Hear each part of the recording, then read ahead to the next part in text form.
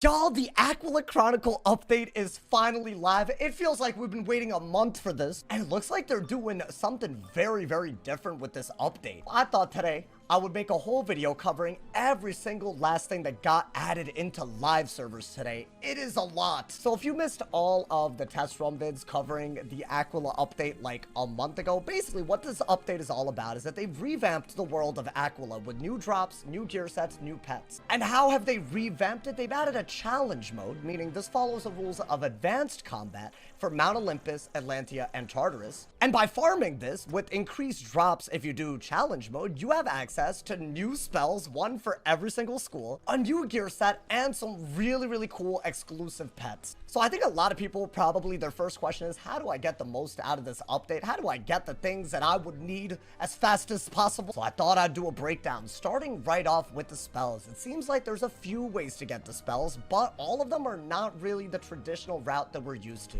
You might notice there are 0 cantrips chests in the world of Aquila. So unlike other areas where you could just get a bunch of energy elixirs, get a group, spam open cantrip chests, that is not an option with this. You basically either have to farm them or open packs for them. Now, this seems to be a point of controversy, and I would say rightfully so, because the drop rates seem really crazy. For example, if you do the challenge mode of Mount Olympus, and this is, by the way, no AoEs that hit everyone at the same time, you'll have to divide, no enchants, no burst heals, right? That's what challenge mode does. It's basically the same rule set that PvP and raids follow, so it's a little bit more casual, way more doable. You're probably not going to die, but it comes with some added inconvenience, right? So let's say this would take like 30 minutes to 40 minutes. This is what the drops look like at the end. Keep in mind, these spells, not only do you have to learn them, you also have to upgrade them if you want them to do unique things. So it's 35 spellments to learn, 75 to upgrade. When you're looking at 110 spellments per spell that you want, for this to be what you get after 30 to 40 minutes is pretty whack. Now, Atlantia and Tartarus, they give you more drops, but they take even longer. It could very well be that out of the 3 main dungeons for spellments alone,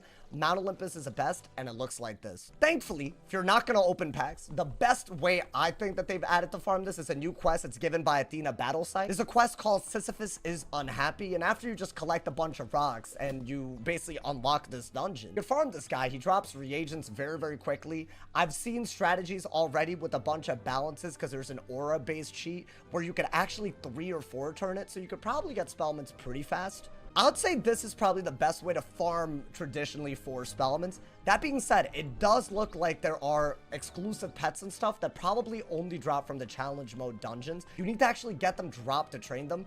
We're looking at aura pets. We're looking at bubble pets. We're looking at pets that give item cards we've never seen. So it's a weird situation, right? You might actually farm, you know, the main dungeons for really cool drops that you just can't get anywhere else while passively getting spellments. And if you just want spellments, there's another source to do it. So I'm assuming a lot of people that are watching this want to know right away how to make the most of this update, where to spend their time. And I think the best way, in my opinion, is to go for some reagents to craft only one part of this new template just to begin with until you actually have enough reagents to do more. This gear template is very similar to the Wastelander set that we've already seen. If I were to compare the Wastelander set 170, which is basically the Jester set as well, they've reskinned the set a lot. If we were to compare that to the new Gorgon set, what you'll notice is that both of these templates give up the same stat, which is block. However, unlike the Wastelander set, basically you get a little bit more health and a little bit less resist. You also lose quite a bit of damage on some of these pieces of gear. What's very weird and awkward about this gear template is that you really aren't going to want to give up more than one piece of gear with block, because block is something that really exponentially increases the damage that you take, and hats always give the least block. That's just the way that they made it. But it seems like in comparison to the other hat that doesn't give block, this is a little underwhelming.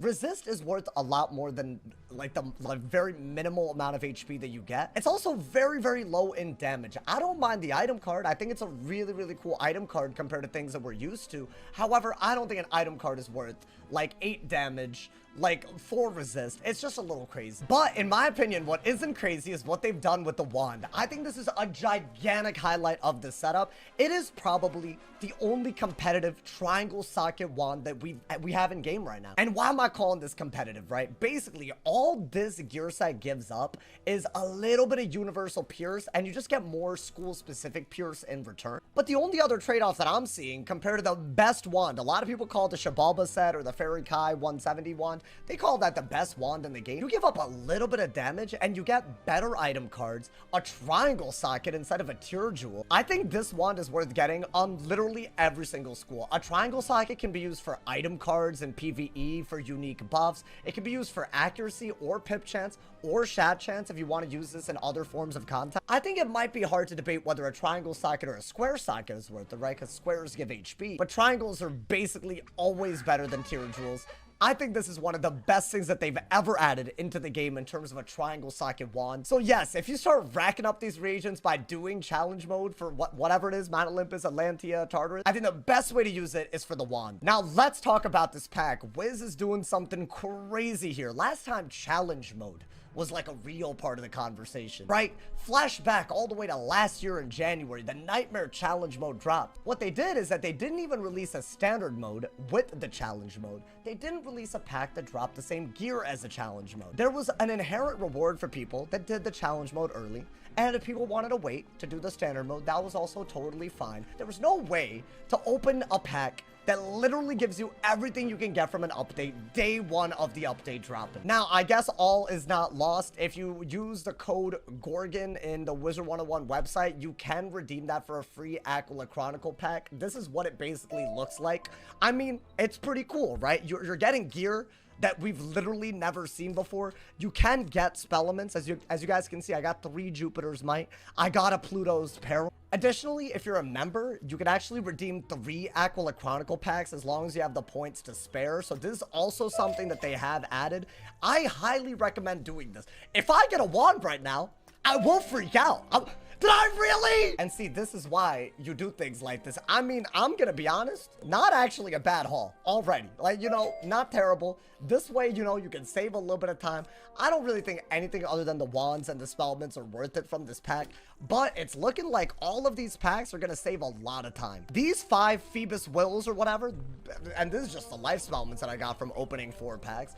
These probably would take maybe multiple runs of Mount Olympus, definitely multiple runs of Sisyphus or whatever else you want to farm. And I think that is the heart of probably most people's problem with this update. I think that what they've done with this pack is going to cause issues for people that actually want to experience an update, actually want to interact with the content without crowns being the determining factor of whether you're successful or not. Don't get me wrong.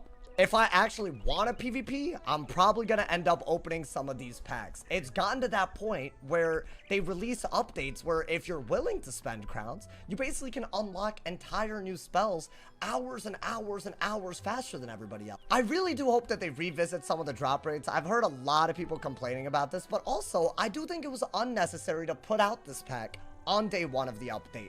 I don't think a pack like this is necessarily bad, especially later into an update, but I don't think we'll see such a discrepancy between people that have spells and not on day one of an update, like ever again, maybe even because of how different the drop rates are from farming it traditionally and just opening packs. I'll say the part of the update that I really like. It didn't look like we got any of the new pets for any of these packs. I believe that there's a version of a pet that can drop from the pack, but it's not as good as the stuff that you can actually get from the dungeons. This like Skella Warrior pet and these Cyclops pets, some of these are very meta. We're looking at Bubble and Auras for schools like Death and Storm and Myth even that I think are just literally meta. And we're looking at Triple Blade item cards that I think could be really cool if you time it right.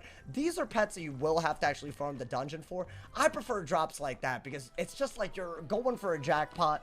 The feeling and the rush that you'll have when you get it is really dope. It's not as grindy as Spellments. I actually don't mind that they've added stuff that's unique. Hopefully the pack doesn't also drop that, because if so, basically everything in this update can just be opened from a pack. It's just gonna be the difference between spending crowns and not. But if you don't have a problem with all of that, I mean, I'm gonna be honest, this is looking like a dope update. The gear looks sick. Some of this actually changes up and shakes up some metas. The spells are all ridiculous. If you haven't seen them, check out all my videos on it. I have multiple videos covering the original launch of the spells, the stuff that they did when they edited what they did. So many of them involve new utilities. So I do think the game's gonna feel epic. I do think the one thing that some people will have a problem with is the way the pack was released and the way the drop rates differ. Hopefully this video is helpful. I know everyone is gonna be farming something at this point. So hopefully, you know, this video makes it clear, you know, what the best gear is, what the pets look like, what the spells might, you know, be looking like in terms of the time that you're gonna take to grind for. Let me know y'all's thoughts on this update. If the code that you redeemed gave you anything, share it in the comments and let me know what y'all are gonna be farming for first in the Aquila Chronicle update. As always, drop a like if you enjoyed, leave a sub if you're new, and as always, if somebody hasn't told you you're awesome today, they doing something wrong. Stay awesome, y'all. See y'all soon. And yeah.